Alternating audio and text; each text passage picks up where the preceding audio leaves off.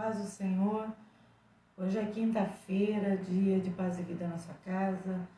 Nós chegamos no dia 10 de dezembro desse ano de 2020. E nós estamos aqui estudando a palavra do Senhor.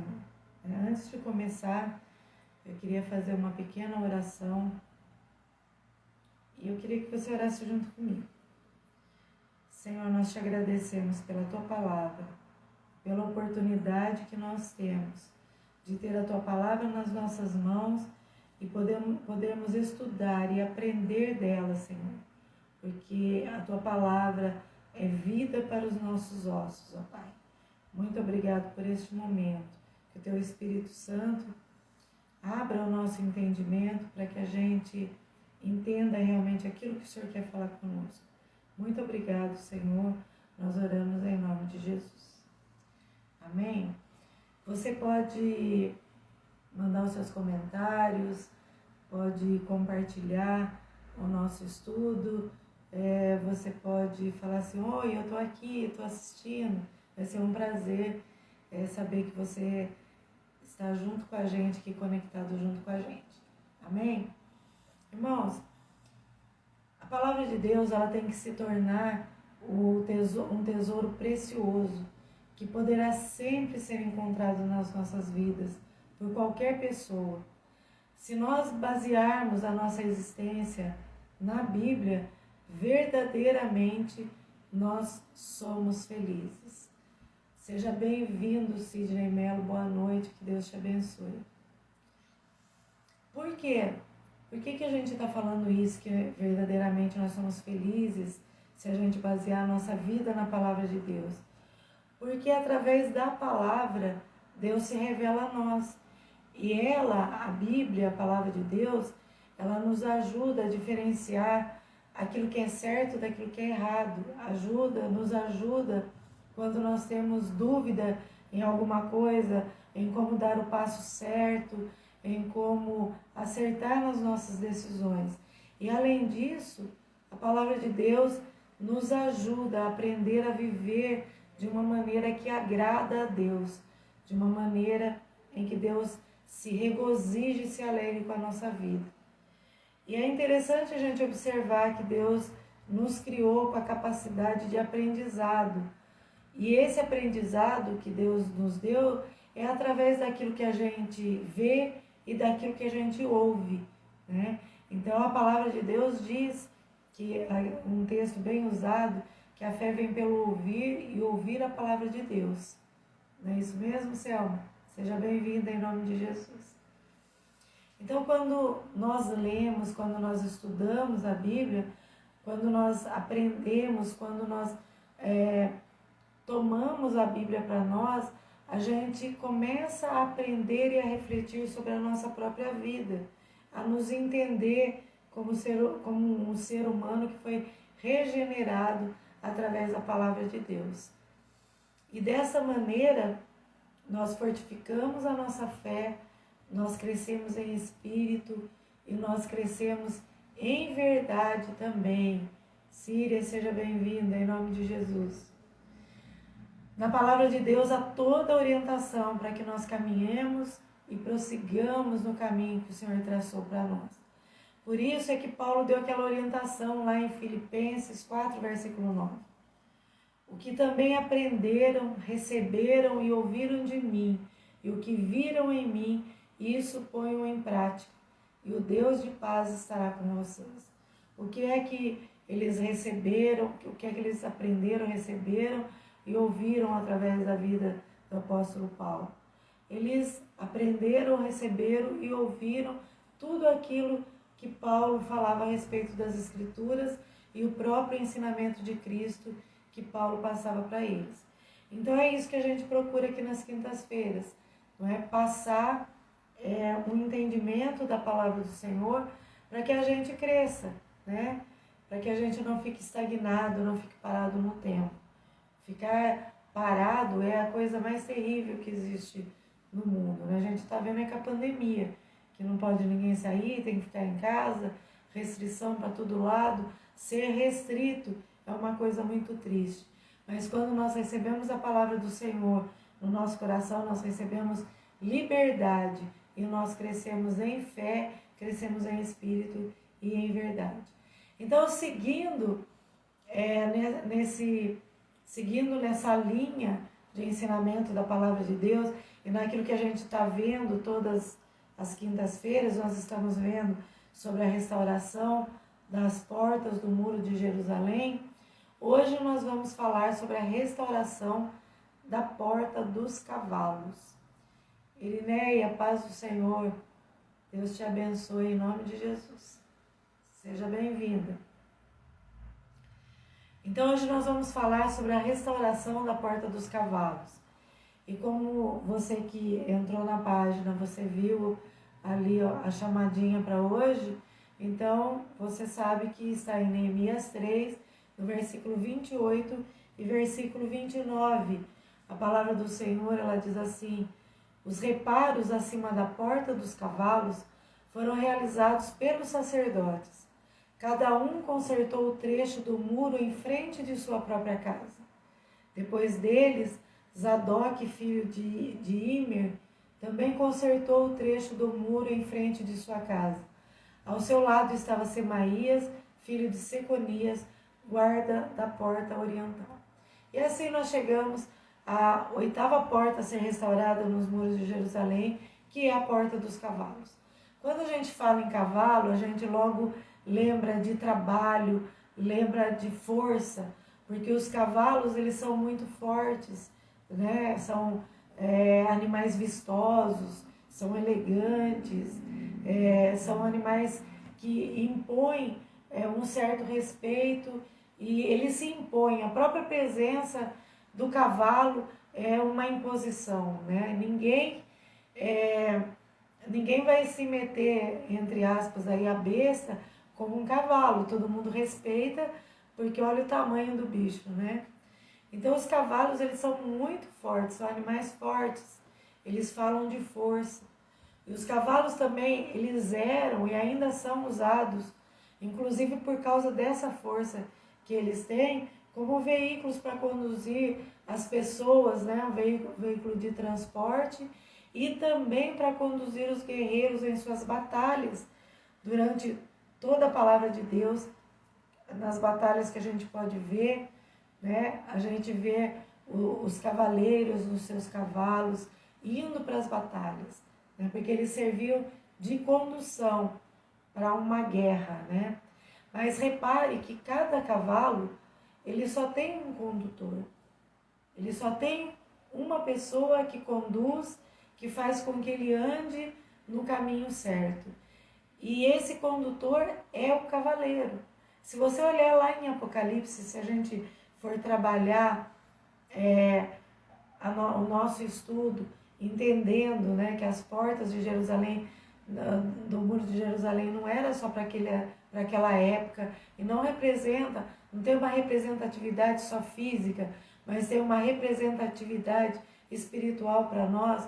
Nós vamos ver lá em Apocalipse Jesus como sendo o cavaleiro.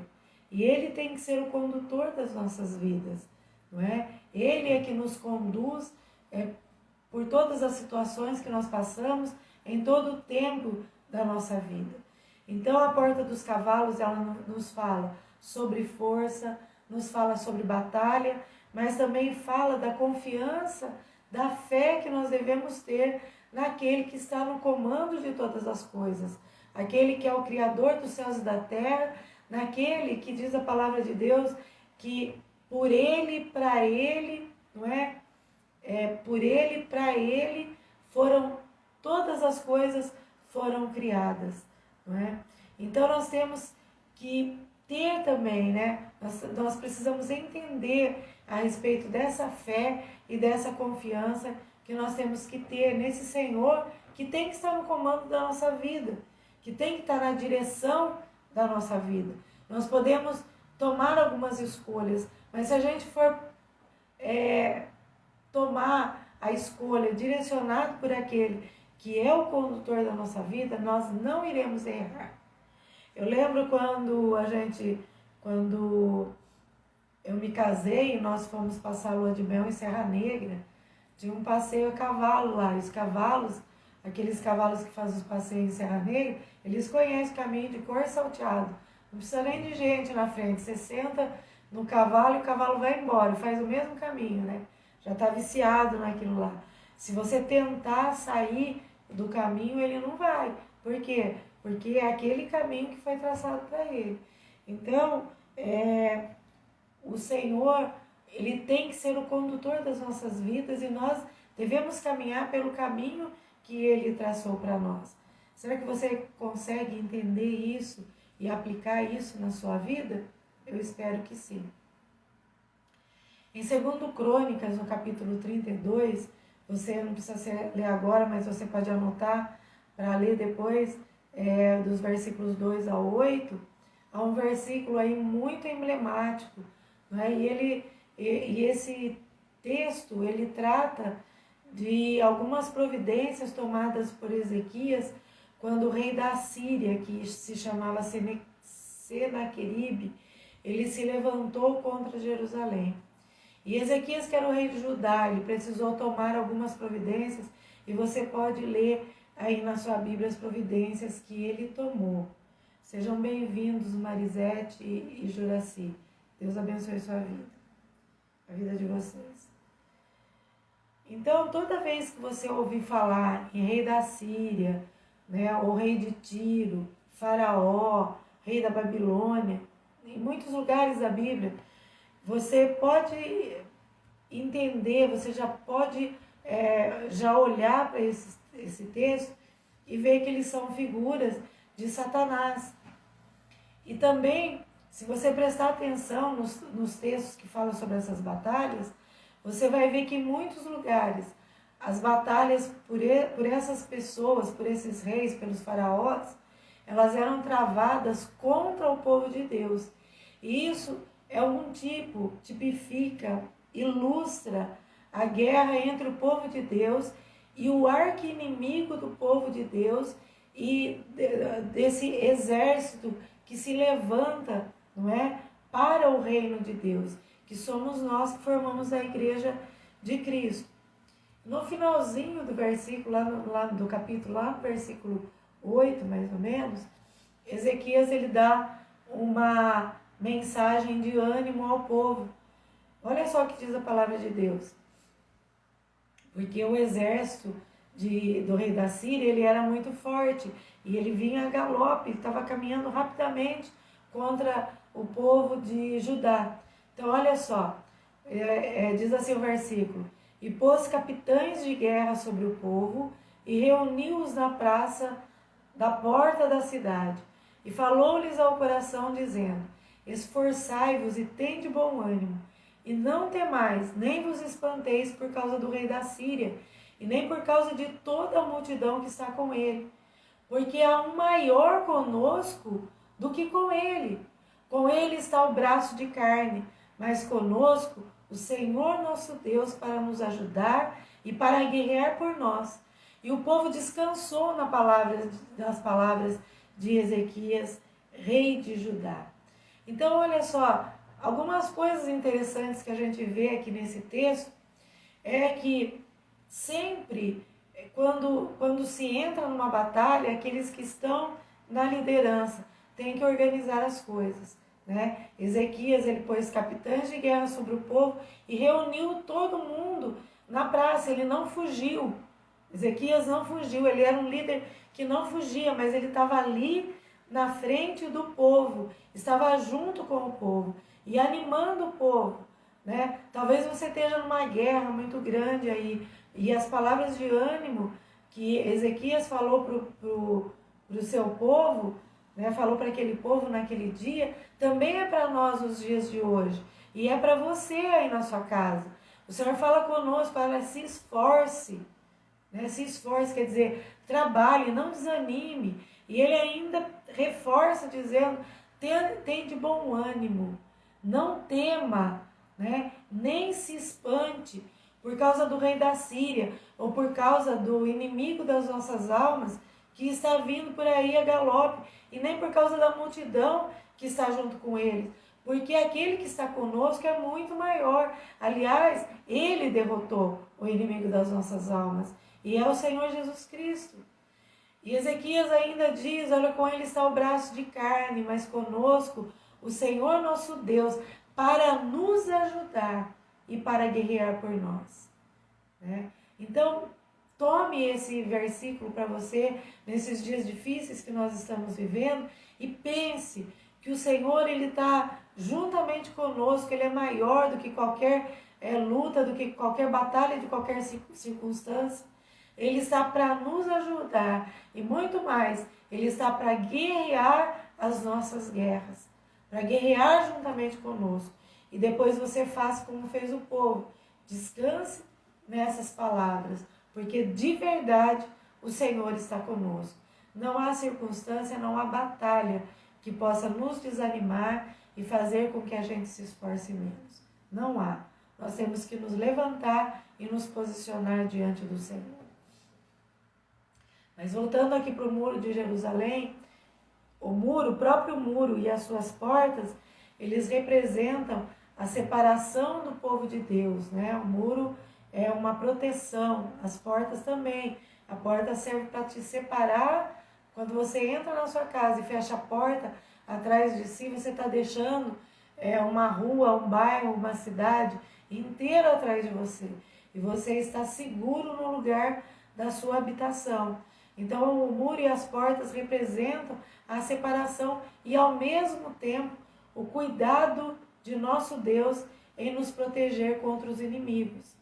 Lá em Jerusalém eram muros de pedras, mas aqui para nós, né, o povo remido do Senhor, é o próprio Senhor o nosso muro de proteção. E Ele é também as nossas portas. É Ele que é o nosso protetor, é Ele que é o nosso guia. Nele nós estamos seguros. Ele é a rocha da nossa fortaleza. Nós podemos descansar nele, porque na verdade o Senhor é o nosso esconderijo. O Senhor é o nosso refúgio e Ele é a fortaleza para o qual nós devemos correr e recorrer. A porta dos cavalos nos ensina também sobre aquelas lutas de que fala o apóstolo Paulo no capítulo 6 de Efésios. Ali no capítulo 6 de Efésios, não fala só sobre as lutas que nós enfrentamos no nosso dia a dia. Não, ela não se refere somente às nossas lutas pessoais, mas fala também das lutas da igreja, do povo de Deus contra as hostes espirituais da maldade, não é? E essa porta, ela nos fala das batalhas das coisas aqui na terra, mas nos lugares celestiais, conforme está escrito em Efésios 6, versículo 12, que diz assim: pois nós não lutamos contra inimigos de carne e sangue, mas contra governantes e autoridades do mundo invisível, contra grandes poderes neste mundo de trevas e contra espíritos malignos nas esferas celestiais. Você vê como nós precisamos do Senhor, que Ele vá à nossa frente, esteja do nosso lado, por trás, por cima e por baixo, nos cercando por todos os lados, porque essa luta, não é? Essa luta, ela é contra grandes poderes, não é? Contra os espíritos malignos nas esferas celestiais. Não são lutas contra a carne e o sangue humano, mas, segundo a palavra de Deus nos diz, é uma luta contra principados e contra potestades, contra poderes. Essas lutas não são as tentações pessoais que cada um de nós tem no dia a dia, mas são lutas contra as astutas ciladas do diabo, contra as ciladas armadas contra a igreja do Senhor, contra as ciladas armadas contra a nossa vida, e que se a gente não estiver preparado, a gente cai nelas. Não são só as nossas batalhas, mas as batalhas de Jesus Cristo em favor da sua igreja. São lutas para o estabelecimento do governo de Jesus aqui na terra, do governo de Jesus, do estabelecimento do governo de Jesus no Monte de Sião, onde a gente vê e canta tantos cânticos extraídos dos Salmos, né? Então, é por isso que a gente vê, olha, o diabo ele tem ganhado muito terreno, A palavra de Deus diz que o mundo jaz no maligno, e isso é verdade. E o diabo está ganhando, cada dia mais ele está ganhando terreno. As pessoas, elas estão se afastando do Senhor, estão se afastando da palavra, se afastando da igreja, se afastando do contato com o povo de Deus, seja pela internet, seja online ou não, as pessoas estão se afastando. O diabo tem lançado uma semente de desânimo e uma semente de medo, né? Não aquele temor que fala a palavra de Deus, mas o medo de todas as coisas, medo de violência, medo da Covid-19, medo de um tanto de coisa que possa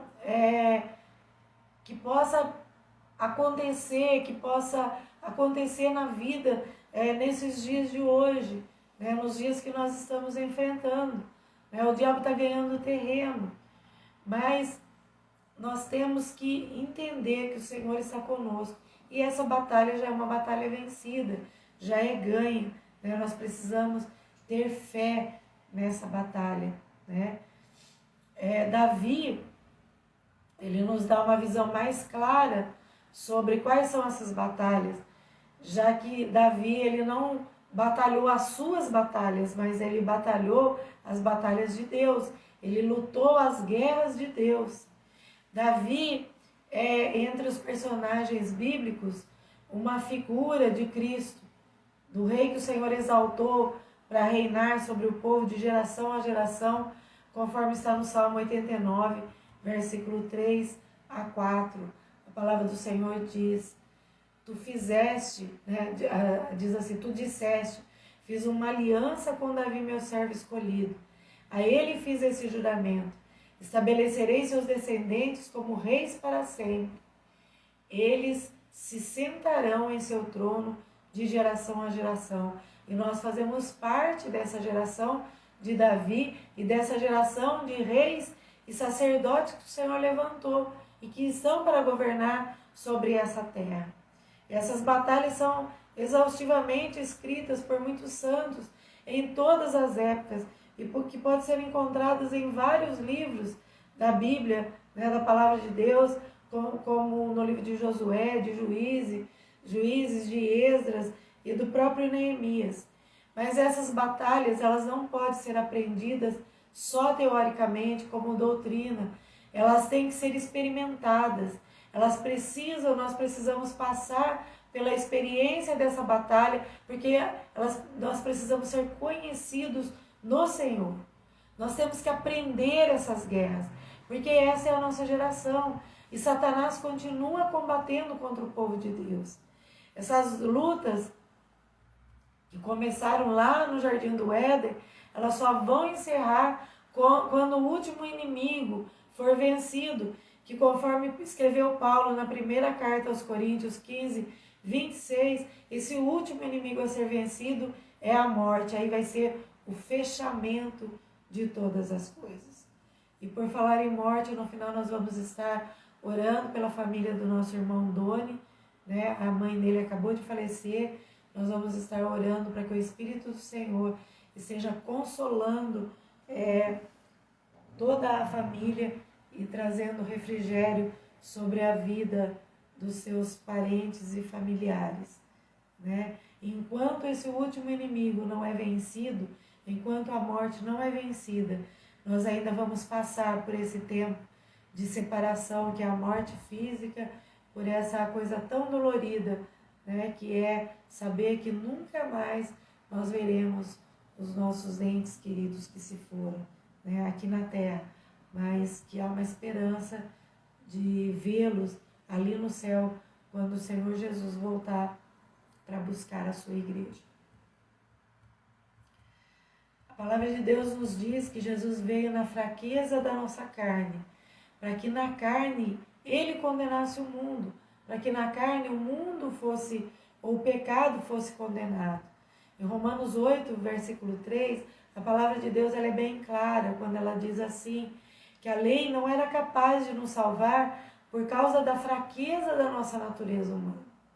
Por isso Deus fez o que a lei era incapaz de fazer ao enviar o seu Filho na semelhança da nossa natureza humana pecaminosa. Preste bem atenção que é na semelhança da nossa natureza pecaminosa, e apresentá-lo como sacrifício por nosso pecado.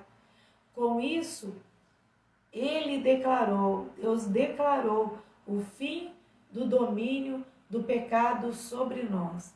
Porque de uma vez por toda, né, o pecado foi condenado na cruz do Calvário sobre a carne, sobre o corpo do Senhor Jesus Cristo.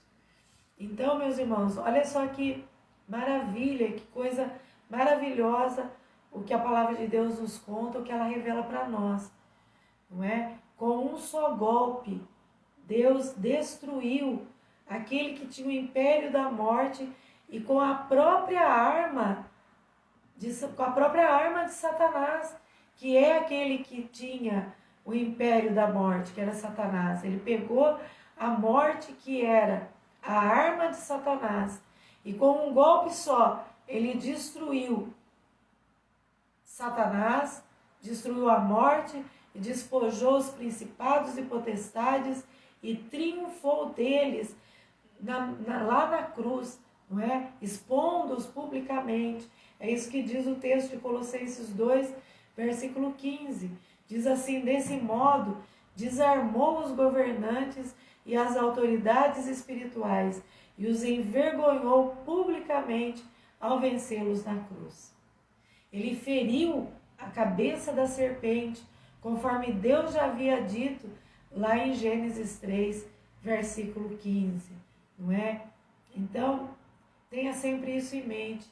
Deus destruiu com um golpe só, e com a própria arma de Satanás, Deus destruiu Satanás, destruiu a morte, despojou os principados e potestades e triunfou deles, triunfou sobre eles ali na cruz do Calvário.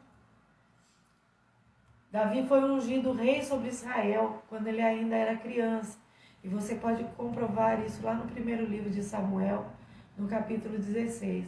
Mas ele só tomou posse do reino depois que Saul morreu. Assim como Davi não tocou em Saul até o tempo determinado por Deus, Satanás também ainda é o príncipe deste mundo, mas será até o tempo determinado por Deus, o dia que está reservado ao Pai. Esse dia, sobre isso fala lá em Atos 1, versículo 7. Né? Então, quando Deus fechar o tempo, né? Então, nós vamos ver Satanás, a derrota completa de Satanás. Né? Ou vamos ver ele completamente derrotado, como o Senhor já o derrotou. Jesus, depois da sua ressurreição, ele ainda andou por 40 dias entre os irmãos. Mas depois disso ele foi exaltado à direita de Deus. Agora não mais como Jesus, né? Como aquele filho do carpinteiro, mas como Senhor e Cristo, ungido de Deus, e já estabelecido como rei sobre Sião, conforme foi profetizado no Salmo 2, como cabeça do corpo da igreja, não é? Mas o reino deste mundo só passará a ser dele no dia em que Satanás for preso e for lançado no abismo, conforme está lá no livro de Apocalipse, no capítulo 20. Davi começou a reinar em Hebrom, mas a sua primeira conquista foi no monte do Senhor, ou seja, no monte de Sião. Esse monte não pôde ser tomado desde o tempo de Josué, porque era uma cidade fortificada. Sião é o testemunho precioso da conquista e do governo do Senhor Jesus. Ele é o testemunho do império da morte que reinava e que ninguém podia tomá-lo, não é? Ninguém era digno, lá em Apocalipse 5, versículo 5, diz que ninguém era digno de abrir, de tomar o livro, de pegar o livro e abrir os seus selos. Mas o leão da tribo de Judá venceu, aleluia. E é esse Jesus, não é? É esse Senhor que governa desde Sião e ordena a sua bênção a partir de Sião. Satanás achou que esse império nunca seria destruído, porque não havia nenhum homem digno, mas o Filho do Homem era o único digno de tomar Sião. Tudo já foi colocado debaixo dos pés de Jesus, diz a palavra do Senhor, e nós precisamos crer nisso. Sião é a cidade do Deus vivo, ela é Jerusalém celestial, é a igreja do Senhor, a igreja dos primogênitos inscritos no céu, não é? A nossa igreja, e o nosso nome precisa estar inscrito, nós precisamos estar incluídos aqui neste texto de Hebreus, no capítulo 12, versículo 22 ao 23, a palavra do Senhor diz assim, olha, vocês, porém, chegaram ao monte de Sião, a cidade do Deus vivo, a Jerusalém celestial, aos incontáveis milhares de anjos em alegre reunião, à congregação dos filhos mais velhos, cujos nomes estão escritos no céu, e a Deus, que é juiz de todos, aos espíritos dos justos dos céus, agora aperfeiçoados. Né? Então, o nosso nome precisa estar nesse rol dos habitantes de Sião. Aleluia. Glória ao nome do Senhor. Louvado seja o nome do Senhor. Sião também é chamada a cidade de Davi. É a figura da cidade do grande rei, de um rei e um reino que não pode ser abalado. O Salmo 125 fala isso, que os montes de Sião não podem ser abalados. Sião é o santo monte de Deus, é o símbolo do poder do Rei dos Reis, do Senhor dos Senhores. É a morada do Altíssimo, conforme está no Salmo 76, versículo 2. É a perfeição da formosura do Senhor, Salmo 50, versículo 2. O lugar da glória do Senhor, Salmo 102, versículo 16. Uma fortaleza onde o Senhor domina sobre os seus inimigos. E você pode conferir isso no Salmo 110, versículo 2. Este lugar é o lugar da igreja de Cristo, é o monte de Sião, a sua morada, onde expressa, segundo tudo aquilo que nós falamos aqui, a sua perfeita formosura, uma fortaleza onde domina sobre os seus inimigos. Será que nós já compreendemos isso? Será que nós já entendemos isso? Nós somos a cidade de Deus, a sua morada, o lugar onde Ele escolheu para colocar o seu nome. Ele diz no Salmo 132, nos versos 13 a 16, que Ele a desejou, que a abençoará e que a alimentará, um lugar para saltar de prazer. Olha o que diz o texto da palavra de Deus. Porque o Senhor escolheu a Sião, desejou-a para a sua habitação, dizendo, este é o meu repouso para sempre. Aqui habitarei, pois o desejei. Abençoarei abundantemente o seu mantimento, fartarei de pão os seus necessitados, vestirei os seus sacerdotes de salvação, e os seus santos saltarão de prazer. A nossa oração deve ser que o Senhor dilate o nosso coração, que o Senhor abra o nosso coração, faça estremecer aqui dentro do nosso coração, para que a gente tema o seu santo nome e que para que nós creiamos que o Senhor é a nossa fortaleza diante dos nossos inimigos. Então nós não precisamos temer a ninguém. Nós somos a Sião conquistada pelo poder do Senhor e chamada a sua cidade. Aleluia, louvado seja o nome do Senhor. Nós não vamos ser, já somos. E as portas do inferno, a porta do dragão, que está em Neemias 2:13, não prevalecerão contra ela, contra a cidade do Senhor, contra a igreja do Senhor, contra nós que pertencemos ao Senhor. A partir da conquista de Sião, ela se tornou um lugar de batalhas e de controvérsias. As batalhas desde então nunca acabaram, nunca cessaram, até que o Senhor traga o seu reino. Você pode ler no capítulo 2 de Isaías, até que o Senhor traga o seu reino para este mundo. Essas lutas continuarão, porque Sião é um símbolo de poder, e a igreja é o poder do Senhor neste mundo, no campo do inimigo, no meio daquilo que ele considera como seu. Olha o que diz 1 João, primeira carta de João, no capítulo 5, no versículo 19. A palavra do Senhor diz assim: sabemos que somos filhos de Deus e que o mundo inteiro está sob o controle do maligno. Enquanto o mundo está sob o controle do maligno, nós temos o Senhor reinando em nós. E Ele tem que estar no comando da nossa vida, no comando de todas as coisas.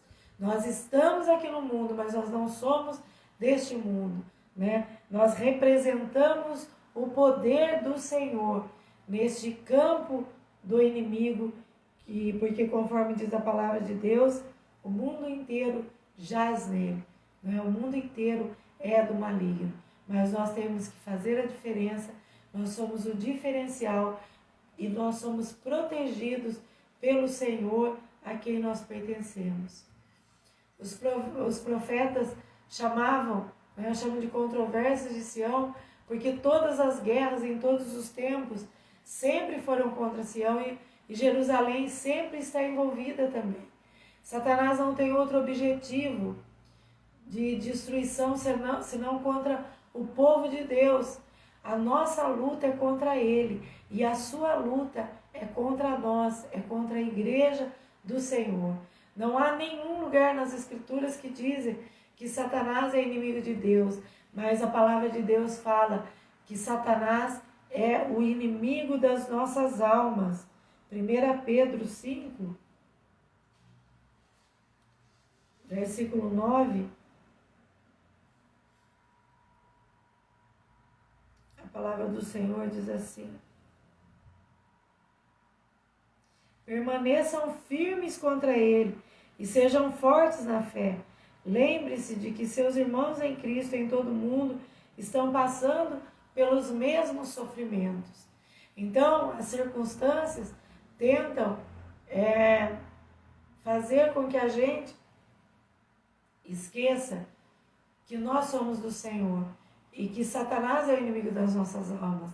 Ele quer roubar e destruir. Não é o bem que você conquistou, não é a sua casa de pedra, né? A sua casa onde você mora, o seu carro, o seu dinheiro. Ele quer destruir a sua alma, a sua vida. Ele quer que você saia do reino, do império do amor de Deus para o qual você foi transportado e volte para o império de trevas. Não é? Então nós temos que estar fortes. Por isso nós precisamos da restauração da porta dos cavalos. Davi teve uma ajuda bem preciosa antes de tomar Sião e assumir o reino sobre Israel. E essa ajuda foi dos seus valentes. Nós já trabalhamos aqui sobre os valentes de Davi, que eram 400 homens, que eram pessoas, eram homens endividados, desgostosos e que se achavam em aperto, né? As Escrituras, a palavra de Deus testemunhou a respeito da valentia, mas antes eles eram homens miseráveis. E essa é uma figura nossa, dos miseráveis, cegos, coxos e aleijados que o Senhor buscou nos becos das ruas, né, nas cidades, para trazer para o seu banquete, aquele banquete lá de Lucas 14, no versículo 21, e que por sua graça, por seu poder, Ele quer nos transformar em seus soldados, em seus atletas, em seus lavradores, não é? Que nós tenhamos o Senhor por capitão como nós, como sobre nós, como Ele foi capitão sobre Davi, e Davi sobre esses homens, esses 400 homens. Que o Senhor trabalhe realmente na nossa vida dessa forma. Por isso o Senhor nos ensina lá em Efésios a respeito das lutas. O Senhor fala para nos fortalecermos nele e vestirmos toda a armadura de Deus. Isso mostra que por nós mesmos, humanamente falando, nós não temos capacidade e nem suficiência para enfrentar este inimigo, porque ele é mais forte do que nós. Como a gente viu no texto, como a gente pode ler no texto de Efésios, o inimigo sempre será mais poderoso e mais experimentado na guerra do que nós. Por isso nós temos que fortalecer no Senhor. Há necessidade de nos fortalecermos no Senhor e na força do seu poder. E há necessidade de vestirmos toda a armadura de Deus. Uma força e uma armadura que vem, não é de qualquer lugar, mas vem do próprio Senhor. Essa armadura não cabe em uma pessoa, pois ela é grande, é necessária todo o corpo de Cristo, todos os seus membros para vesti-la e juntamente guerrear essas lutas contra a igreja do Senhor. O apóstolo Paulo fala algo muito importante sobre o inimigo. Fala que nós não podemos subestimar os ardis de Satanás. Se há uma arma eficaz que Satanás se imune, é fazer com que nós subestimemos aquilo que ele é. Que a gente dê pouca atenção e valorize muito pouco aquilo que Satanás faz. Que nós somos capazes de vencê-lo com a nossa capacidade apenas de conhecimento, não é?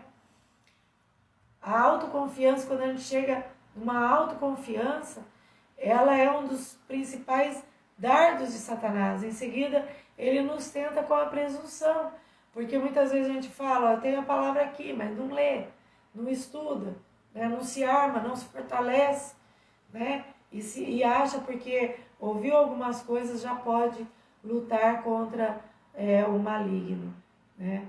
Então nós precisamos nos armar, nós precisamos tomar a palavra de Deus e nos fortalecer no Senhor e na força do seu poder. Amém? Glória a Deus. O texto de Neemias que nós iniciamos nos fala sobre a restauração da porta dos cavalos.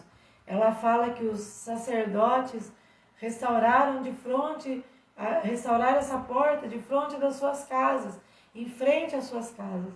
Isso é muito significativo para nós espiritualmente, em dois aspectos, porque ela fala da maturidade espiritual e fala do governo das nossas casas. Por isso Paulo diz que aquele que não sabe governar a sua casa não pode cuidar da igreja de Deus, em 1 Timóteo 3,5. Somente aqueles que podem ter a sua casa como testemunho podem entrar nessas batalhas. Caso contrário, ficará envergonhado diante do inimigo. Primeiro, segundo o que nós vemos aí nesse texto de Neemias, primeiro a nossa casa deve estar em ordem.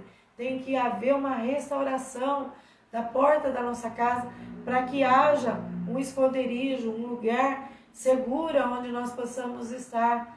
Para que então nós tenhamos testemunho para ir lá fora e batalhar pelo Senhor. Zadok, que nós vimos no texto, quer dizer reto.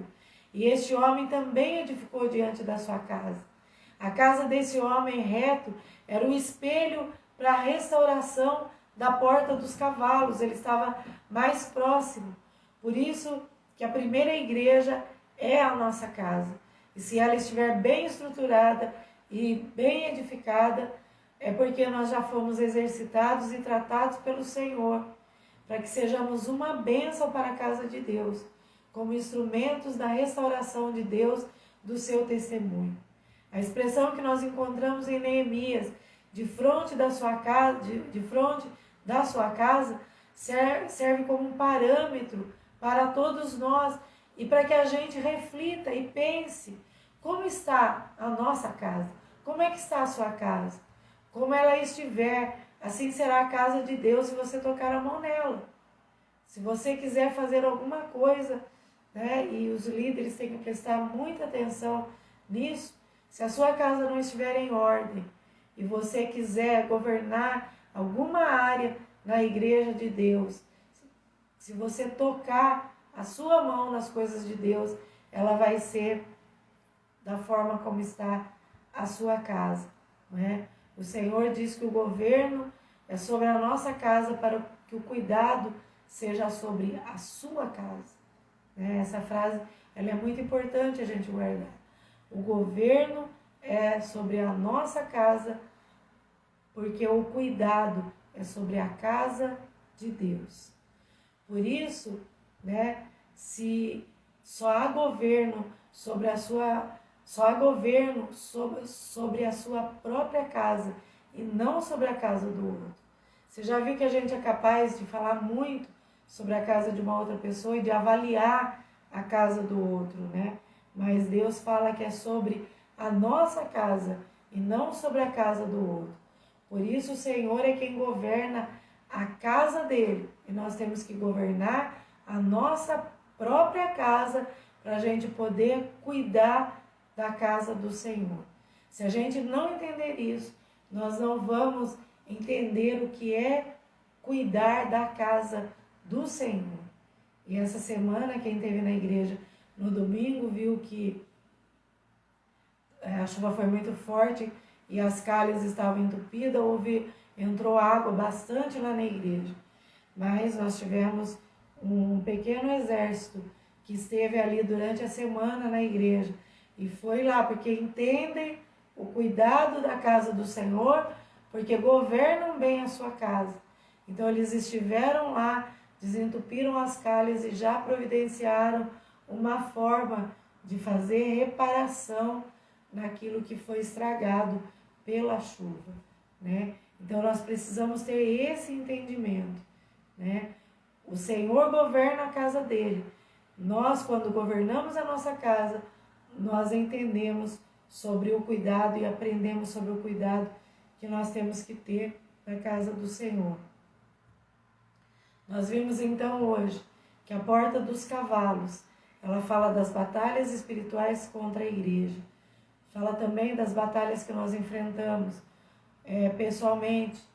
Nós somos como ovelhas levadas para o matadouro, mas também nós somos como cavalos para a batalha. Não que o Senhor confie em nós, né? Nem que Ele confie na nossa força, e muito menos no nosso entendimento. Isso você vai encontrar no Salmo 20, no Salmo 33 e no Salmo 32.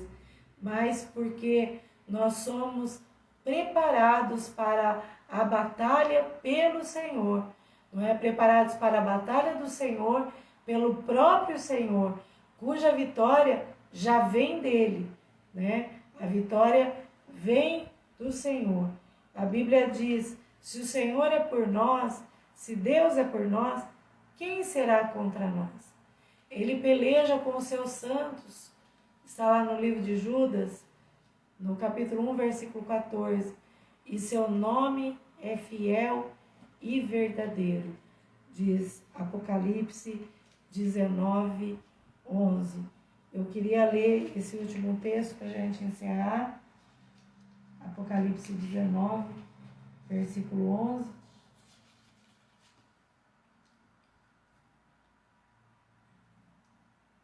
Diz assim a palavra do Senhor: vi o céu aberto e surgiu um cavalo branco.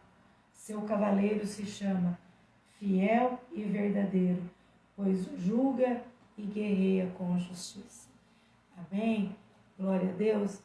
Que você receba a força do Senhor sobre a sua vida e entenda que as lutas, elas são grandes, as circunstâncias, elas podem ser terríveis, mas o Senhor é quem luta por nós. E como diz o texto que nós acabamos de falar aqui, que é muito falado, é muito recitado, né? Se o Senhor é por nós, quem será contra nós? Ele próprio peleja com os seus santos. Veja aí, abre a sua Bíblia. Vamos ler mais esse versículo, né? Para a gente encerrar, que está em Judas. Judas é o livro antes de Apocalipse. Em Judas só tem um capítulo. No versículo 14, diz assim: Enoque, que viveu na 7ª geração depois de Adão, profetizou a respeito desses homens, dizendo: ouçam, o Senhor vem com incontáveis milhares de santos para julgar a terra. convencerá os pecadores dos seus atos perversos e dos insultos que pronunciaram contra eles. O próprio Senhor vem com incontáveis milhares de santos para julgar a terra. E nesses milhares de santos nós vamos estar lá. Amém? Nós só temos que ter um pouquinho mais de paciência, exercitar mais a nossa fé, tomar a força e o poder do Senhor, nos revestirmos da armadura de Deus e batalharemos a batalha do Senhor, que já é uma batalha que é ganha, não é? Então, esse último acontecimento é de Apocalipse 19:11, que nós falamos, é sobre o Monte de Sião. Estude sobre o Monte de Sião e você vai ficar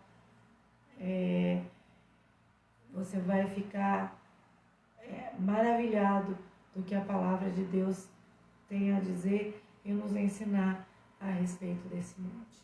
Amém? Muito obrigado da sua companhia. Eu queria agora estar orando pelo nosso irmão Doni e pela família. Essa é uma batalha que nós temos que enfrentar também, mas o Senhor é conosco. Amém? Senhor, nosso Deus e nosso Pai, muito obrigado pela palavra que o Senhor trouxe para nós no dia de hoje. Senhor, que essa palavra sirva de conforto e de alimento para os teus filhos, ó Pai, e atende às necessidades de cada um em especial. Senhor, que nós possamos entender que nós temos uma grande força dentro de nós, uma força que vem do Senhor, ó Pai. Por isso, Senhor, nós nos sentimos agraciados por podermos ter a Ti no comando da nossa vida. E, Pai, com confiança, com alegria, nós podemos entrar diante da Tua presença e nós podemos derramar diante de Ti todos os nossos pedidos. E nessa noite, Senhor, nós compartilhamos a tristeza do coração do nosso irmão Doni e dos seus familiares com a perda da sua mãe, com a separação da sua mãe. E nós pedimos, ó Pai, que o Teu Espírito Santo esteja nessa hora consolando a todos os familiares, derramando o Seu bálsamo sobre o coração de todos eles, ó Pai, que o Senhor os tome pelas mãos e que eles sejam confortados, ó Pai, nesta hora tão difícil, que é a hora da separação, é a hora da morte, ó Pai, mas que eles possam ter a esperança dentro do seu coração, que muito em breve nós encontraremos com os nossos queridos que foram separados, que foram ceifados pela morte, cuja vida foi ceifada pela morte, nós nos encontraremos com eles ali na glória, ó Senhor. Pai, muito obrigado pelo Senhor atender a nossa oração, que cada um de nós tenha o compromisso de estar prestando a nossa solidariedade ao nosso irmão e aos seus familiares, ó Pai. Em nome de Jesus é que nós oramos. Muito obrigado, Senhor, pela Tua presença e pela Tua palavra. Amém? E nós chegamos então ao final dessa ministração. Quinta-feira tem mais, nós vamos continuar. Tem mais algumas portas, são 12 portas, né? Então nós temos a 10, a 11 e a 12 ainda. Mas no domingo nós estaremos ministrando presencialmente e também online a palavra de Deus ali na nossa igreja, né? A partir dali da nossa igreja, né? E eu espero que seja uma bênção para você, porque a palavra que nós vamos trazer no domingo é uma palavra que vai confortar o seu coração e vai te encher de esperança, porque aquele que começou a boa obra na sua vida, ele ainda não terminou, e ele é fiel para cumprir aquilo que ele tem prometido. Esse vai ser o tema da nossa mensagem. Um forte abraço para você e até domingo, então, em nome do Senhor Jesus.